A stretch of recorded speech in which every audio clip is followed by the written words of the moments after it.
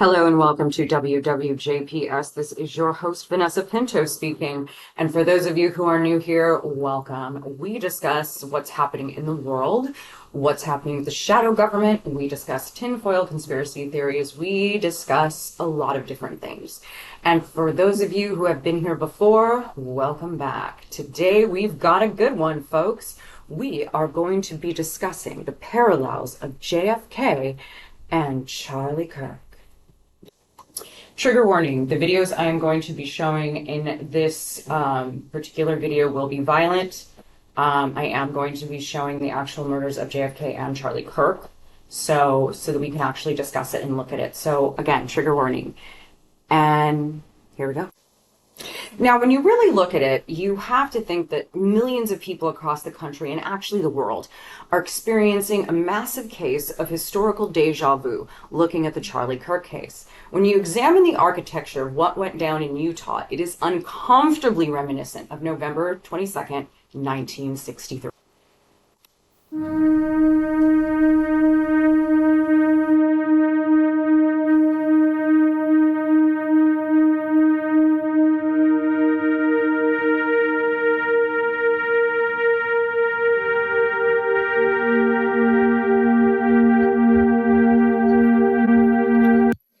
Never actually seen that in color. And what's interesting, whenever I think of his assassination, I think of my father, because I remember when we discussed history and he was like, I remember when they shot JFK, and he said, things like that don't happen in America. It stayed with him, right?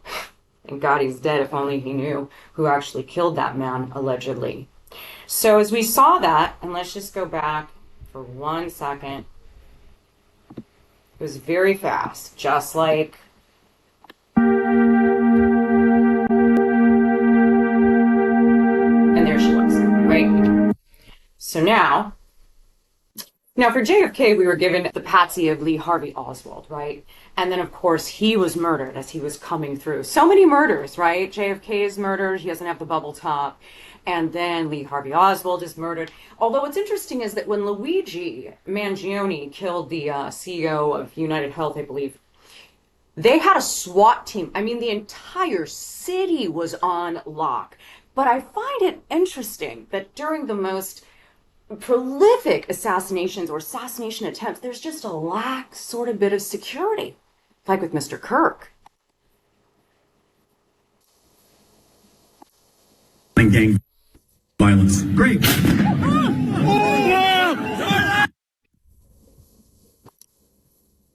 One more time. Gang violence. Great.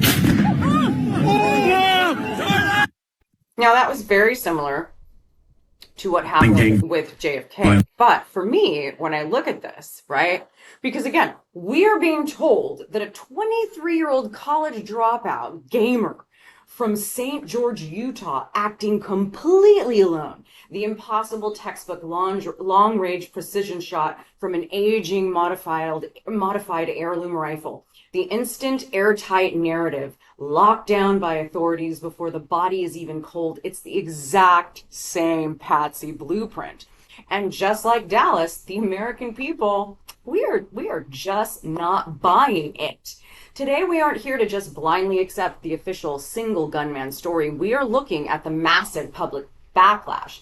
I don't really know who allegedly killed Charlie Kirk, though there are some big name suspicions here. Just like I don't know who killed JFK, but there are some suspicions, there are some allegations that we are going to discuss. And we're not just going to blindly accept that fucking single gun narrative, right? I mean, first of all, when the shooting first happened, right?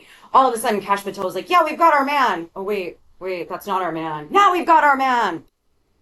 Point, you made an announcement that the suspect was in custody. We got our man. It turned out that was not true. In fact, I think that was about 27 hours before the person now in custody was apprehended. Why do you make that statement? Thank you, Senator. Appreciate you letting me address this. What the FBI does is not just locate and find suspects, but we also participate in eliminating subjects. And what we had at the time was a subject in custody in relation to this investigation. So in my commitment to work with the public to help identify subjects and suspects, I put that information out. And then when we interviewed him, I put out the results of that. And could I have been more careful in my verbiage and included an A subject instead of subject? Sure, in the heat of the moment, but I was doing the best I could. Candor. Are you even kidding me with this? Could I have been a little more? You're the head of the FBI. Someone was assassinated, and you're like, well, you know, he had no idea because, one, he's not running the FBI. Let's be honest. The only thing that man is running is a keg stand. That is it. And oh my God. I mean, Patel's handling of the Charlie Kirk assassination investigation was an absolute masterclass in incompetence and tone-deaf self-promotion. While the country was reeling, Patel was more focused on his public persona than securing a transparent, rigorous federal probe. Remember the bizarre press conference alongside Utah Governor Spencer Cox after parading out the arrest of Tyler Robinson? But I was doing the best I could. Candor, I don't quite get that, because if we have our man, that would suggest to the public that everybody can rest and relax and not then continue to provide. I just love how very politely that man just took him and just threw him in the trash can. Information to local law enforcement and to you. Well, so that was a mistake. I don't see it as a mistake. I see it as something. I don't see it as a mistake because I'm Kash Patel and I'm an alcoholic. All right. Moving ahead. You have done monumental work in historic time. Yeah, because they didn't actually catch the person. No one is actually in jail for this. He's made nothing but errors. And the public, who had a right to demand such an expeditious solving of an investigation, the FBI solving of an investigation. Who writes his speeches? His penis? Answered that call diligently, critically important to our nation, and we delivered. And I'm proud to be their leader, and I'm proud to be the director of the FBI. This is a very much an ongoing investigation, as the governor said, and we will continue to work with state and local authorities to develop the investigation, to provide them the evidence they need for their ongoing prosecutions, and we will be here to answer every call they absolutely have, as long as it takes, for as long as we need to find and apprehend whatever suspects were involved in this crime. Lastly, to my friend Charlie Kirk, rest now, brother. We have the watch, and I'll see you in Valhalla. What in the actual fuck? And for those of you who are like me and went, what on earth does that mean, right? It's essentially, Valhalla comes from Norse mythology, described as the hall where warriors who die in battle are received by the god Odin. It symbolizes an eternal afterlife reserved for the bravest fighters. Charlie Kirk was the host of a podcast. He was the host of a podcast. And make no mistake, that man, I had absolutely contempt for his viewpoints. Him as a person, no idea. No idea who he was as a person. His rhetoric, I really didn't care for. But that's besides the point. We live in a country where you're supposed to be able to exercise your First Amendment rights. But yet he, much like JFK, both started talking about things that people didn't like. And suddenly, they both died. So let's go back to JFK for a sec. Kennedy was short-circuiting the New World Order. He had ordered the printing of constitutional money, United States notes, which would have destroyed the Federal Reserve, which is not an agency of the United States government. It's a private corporation owned and operated by the world bankers, controlled by the Illuminati. And its purpose was to destroy the middle class in this country and thus our economy. You see it unfolding now. You are seeing, and I predicted this well in advance, you are seeing the destruction of the economy of the United States. And it will continue. It will not get better. It's downhill from here on out. Unless we nationalize the Federal Reserve, lock up the criminals who own it, cancel the debt, which will then bankrupt the Illuminati, which is exactly what... So I don't know if any of you know this, because I didn't. is that I guess when and this is all allegedly, these are all my tinfoil hat conspiracies, so take this with a grain of salt. But from what I have come to understand in all of my tinfoil hat research is that once you are the president or in some sort of position of power like that, you really have no power. You're told to dance and dance and dance. JFK, for some reason, I don't know if it's because he was a Kennedy, I don't know if it's because he thought his family was exempt, but he didn't really want to listen to the CIA, that 3-letter agency that seems to run the show. Because it's not just the federal banks, my friend, it is also very much the CIA, who also want to, because remember, during that time, they wanted to murder Fidel Castro, and we had the whole Bay of Pigs incident. And after that, JFK was like, you know what? No, I don't want these 3-letter agencies. I think that this is a terrible idea for the American people. He also thought that the Reserve Bank would be terrible because it would end up eroding the middle class. He's dead. What's interesting is that prior to Charlie Kirk being murdered, it seemed as if he suddenly wasn't on board with Israel as much as he was prior. Now, Candace Owens has very much been discussing Charlie Kirk and his murder and her issues with Erica Kirk, his wife. We'll discuss her shortly. But it seems that Charlie Kirk was worried that he was going to die. Say one more thing rather explosively. 3 people told me off record. 2 people who have this in a written communication from Charlie. One who is a Turning Point USA donor, and I would say very much one of the white knights in this. The very day before Charlie Kirk died, he expressed that he thought he was going to be killed. He told these people, I think they're going to kill me, okay? He did not express that to me, so I am telling you this based off the testimony of 3 people, and I am saying this because I hope that these people who I think are good will be inspired to come forward with that.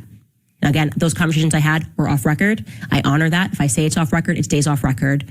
But I'm hoping that watching what I am doing and feeling the energy that is rising across the world for people who want to know what the heck happened on 9/10, that, you know, they will be brave and they will say, yeah, Charlie did the day before he died think that he was good. Well, and you know, it's interesting because that has been proven, by the way, and we'll get there.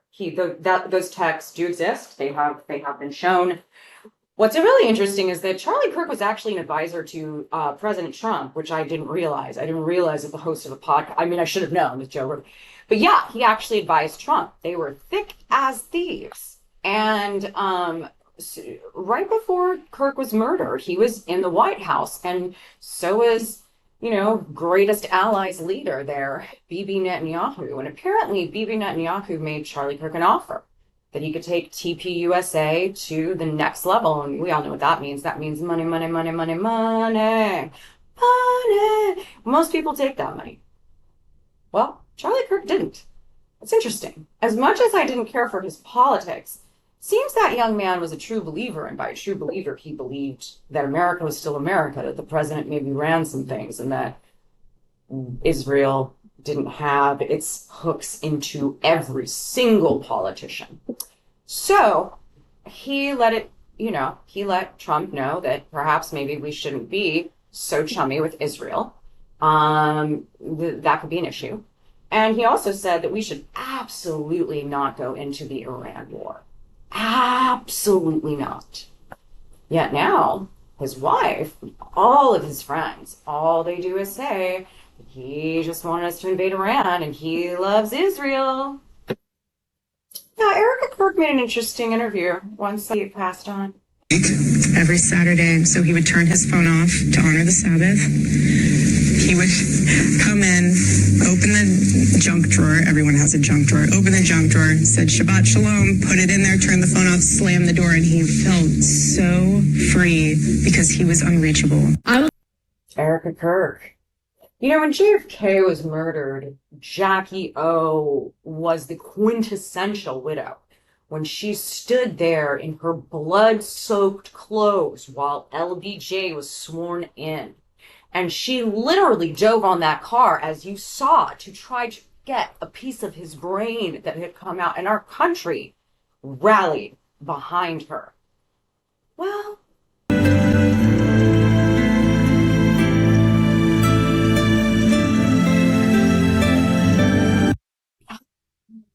I mean, it's just, good God. She's no Jackie O. You can prance her out however you want. It's like putting lipstick on a pig, but she's no Jackie O. I'll just say it then. Because at least, and that's only to say if allegations are true, Jackie O didn't seem to know anything about her husband being murdered. I don't know if the same can be said about Miss Kirk. And again, as always, this is just in my opinion. Let's hear no more tinfoil hat about JFK. Of course, the Jewish pedophiles who wrote our history books don't want us to know that the last president to not kiss the wall was totally against our greatest ally having nuclear weapons. Oh, and right after he died is when we started sending billions in foreign aid to Israel. The other problem Kennedy faced with Israel was the construction of the atomic reactor at Dimona. JFK was strongly against any proliferation of nuclear weaponry. He had been assured by Prime Minister David Ben-Gurion that Dimona was designed for peaceful uses of atomic energy. In the spring of 1963, Kennedy demanded full inspections by the U.S. of the Dimona reactor and threatened to place American aid for Israel in limbo if no agreement were reached. And at the I think Houston, we have a problem. At the time of his assassination, negotiations were in process for biannual inspections. Remember, both sides serve the same master. Over $250 billion in military aid. Now, here's the thing. If it was just Candace Owens, and in the beginning, when she first started, everybody was calling her crazy. Everybody was calling it, sour grapes, because she had been fired from Turning Point, then she had gone her own direction, then Charlie's murdered, and now all of a sudden Erica is talking more and more and more about things that Candace knows not to be true. Candace actually got the receipts, and if you actually go to her show and see, mainstream media started to use it because there are a lot of discrepancies in what Erica Kirk has to say, So when you have institutional media voices and commentators stepping in to try and analyze the same immense cultural, political shockwaves, but then this happened. It was one thing when Candace said it, but when Joe Kent said it, we don't know what happened with Charlie Kirk. And by no means am I saying the Israelis did this or any of that, but I'm saying there's a lot of unanswered questions there. See how quick that came up? The Israelis did this. First thing out of his mouth. Charlie Kirk is killed publicly in a very horrific way, and we're not really even allowed to look into that at all. And Charlie Kirk was one of President Trump's closest advisors. And we're not even allowed to look into it. Funny, because Kash Patel's really long-winded speech that ended in Valhalla talked about how they went over this, scrupulously, just no stone unturned. Apparently that's a crock of shit. And he also advocated heavily against a war with Iran. He was in the Oval Office in the lead up to the 12-day war. Your office had been blocked from investigating his murder. That does not make sense to me. Joe Kent, who just resigned from his post as the director of national counterterrorism, as the head of the National Counterterrorism Center, had a lot to say about the assassination of Charlie Kirk, and more importantly, the lack of robust investigation that he is alleging is a huge problem when it. And he's not just alleging. Okay. Let's back that up. This is not just alleging. He resigned from his post. And specifically said that he resigned, one, because he was not comfortable with what was happening in Iran. And he knew that Charlie Kirk wasn't comfortable with it, but mainly it was that he was resigning because he could no longer participate in what was going on, right? And the president even went after him. Everybody went after this guy. But the bottom line is, he's one of their own. And he's coming out saying, hey, something doesn't smell right here, and we've been told we cannot talk about this. And that's actually pretty damn weird. Happen. When reporters tell us, shut up and bow your head to the government, that tells us that it's definitely Tyler Robinson. Well, I normally don't do that anyway. But when the director of the National Counterterrorism Center says that people inside the government blocked an investigation of the murder, now I don't believe anyone at all. And if you tell... Same. I don't believe anyone at all. This is right about the time I completely withdrew from everything in America and realized what a wonderful scripted tale from JFK, to everything else, when all of this has been the CIA/Israel for certain things. And again, all of these are allegations. None of this has been proven, and I am not at all suicidal. I don't care. You can stuff your conspiracy theory accusations up your ass. Okay. So no, we should find out what actually happened. And maybe Joe Kent's telling the truth, maybe he's not. But right now, if he's telling the truth, then they're hiding what happened to Charlie Kirk. Oh, they are hiding it. They are absolutely hiding it. I mean, well, let's talk about a couple other things, right? Let's talk about a few others. So apparently, after the murder, his cell phone was just given back to his wife. It was never actually investigated, wasn't looked through.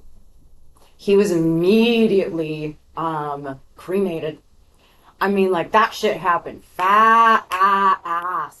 It was like he was dead, he was buried, he was gone, and Tyler Robinson, who was once trans and now suddenly not, and that's why I still don't know what the trans thing had to do with any of it. All I know is that Trump just says trans for everyone, so I'm assuming that's why they picked this particular Patsy. But what's interesting to me more than anything else is that they did not get what they wanted out of this death. Not even a little bit. Well, then Tucker Carlson got involved. That you were on a podcast yesterday. You said you think Israel killed Charlie Kirk. I did not say that.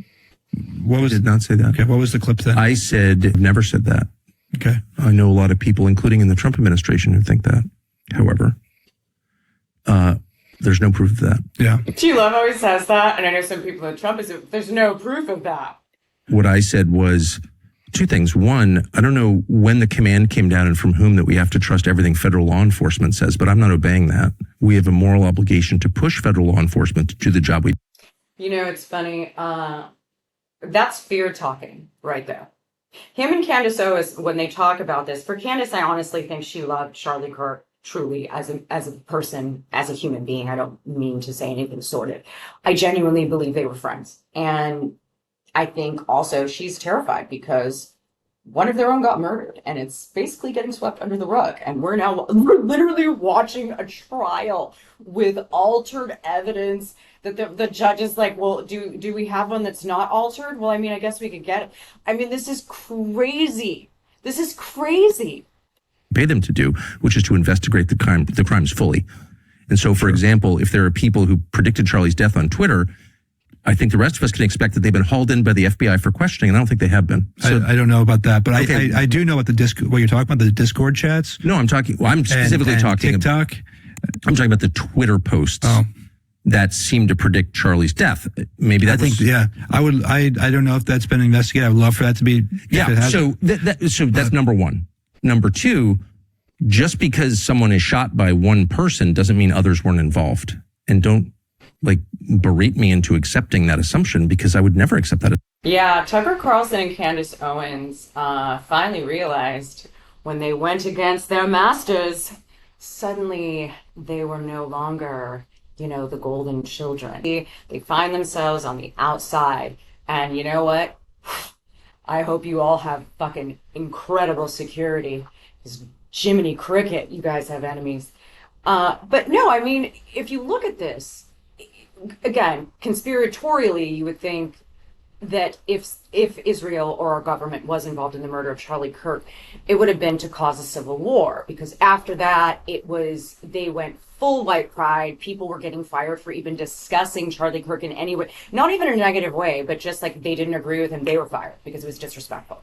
Then they had that bizarre funeral that was like a procession, and it was actually, what I didn't realize is that it was the people who really were fans of Charlie Kirk who were incredibly offended by the memorial, and incredibly offended by Erica Kirk. But more importantly, these are people who knew their guns, and they just weren't buying it. I mean, look at this trial testimony. And so it was actually Sergeant Bricker that prepared the timeline, is that right?